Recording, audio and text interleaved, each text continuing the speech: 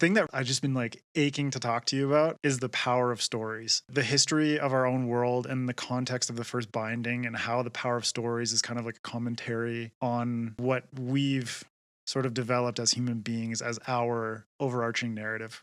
A lot of that came from my own story, at least the framing from it did.